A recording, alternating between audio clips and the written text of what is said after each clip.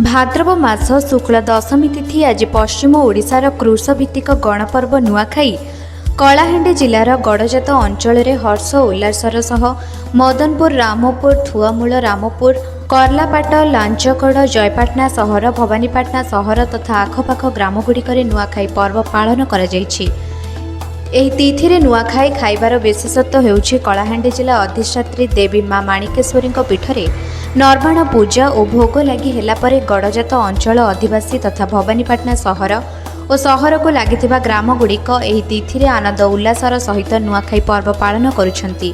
आज आम भवानीपाटना सहर राजप्रसाद परिसर थिबा माँ माणिकेश्वरी पीठरे उपस्थित थिलु। सहरवासी सकाळ 6 घंटा समय माँ पीठरे भोग पाइबा लंबा थाड़ी छिड़ा होई अपेक्षा करथिले। माँ ठारे सकाळ 8:45 रु 8 घटिका 45 मिनिट्रु 9 घटिका 5 मिनिट नर्बान्न भोग लगी सारिला परे सर्वसाधारण को मंदिर भितर को प्रवेश करी भोग पाई अनुमति दिया जाइतिला। माँ ठारे नुआ धान कुरेई पत्र नड़िया कदली आदि को पूजा करि सारिला परे भोग ग्रहण करी आनंद मनरे सर्वसाधारण घर को फेरती और घरे इष्ट देवादेवी को पूजा करि सारिला परे परिवार समस्ते एकाठी नुआखाई थांती।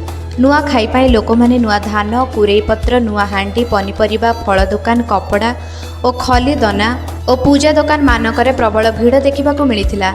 दिबा 10 घटिका 45 मिनिट गत अपराह्न 1 घंटा मध्य सर्वसाधारण नुआखाइबार लग्न निर्धारण करा जाइछि बोली राजबाटी तरफरु सूचना दिया जाइछि। तथा आज सहरर विभिन्न स्थान रे नुआखाई भेटघाट पाई मनोरंजन पाई सांस्कृतिक कार्यक्रम हेबो।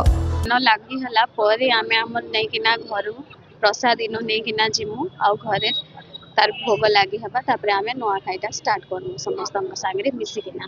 सहरवासी केते खुशी होला? सहरवासी तो बहुत खुशी जेंति कि हमर पहड़ पड़ीथिला आ भी समस्त भक्त एथि पूरा लागी जाइथिले कि दर्शन करबा पे मां को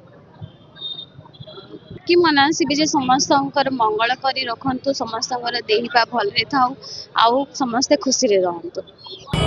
आशीर्वाद नापी आसीचु आमे माँ माणिकेश्वरी सर्वपर आमर भवानीपाटनार प्रसिद्ध ठाकुराणी आउ तांको आमे दीक्षा मागे आसीचु नुआ फल नेकी खाइबु आउ माने सब पूर्ण हबो।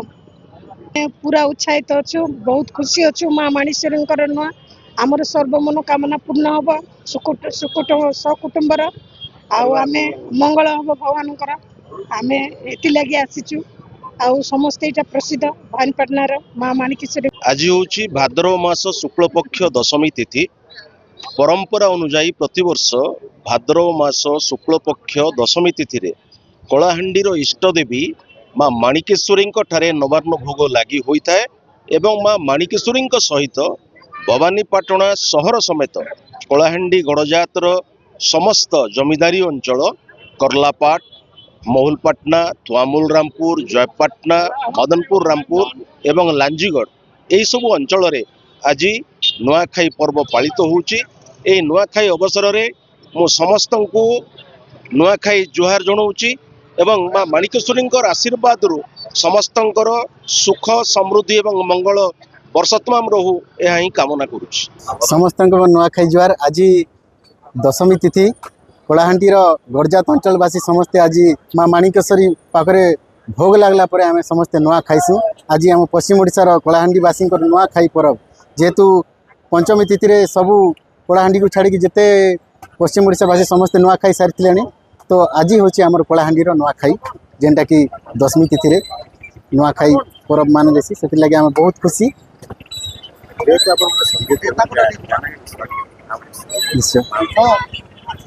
माँ बोली करी डाकी देले थरे माँ बोली करी डाकी देले थरे विपद कर सुपारी कलाहांडीर इष्ट देवी तुई जय माँ माणिकेश्वरी कलाहांडीर इष्ट देवी तुई जय माँ माणिकेश्वरी माँ गो जय माँ माणिकेश्वरी जय माँ माणिकेश्वरी जय माँ माणिकेश्वरी। समस्त के मोर नुआखाई जुआर एवं बहुत बहुत धन्यवाद एवं अभिनंदन। कलाहांडी जिला प्रतिनिधि रथुराम बाग और सहयोगी विष्णुचरण स्वाईं रिपोर्ट निरपेक्ष न्यूज।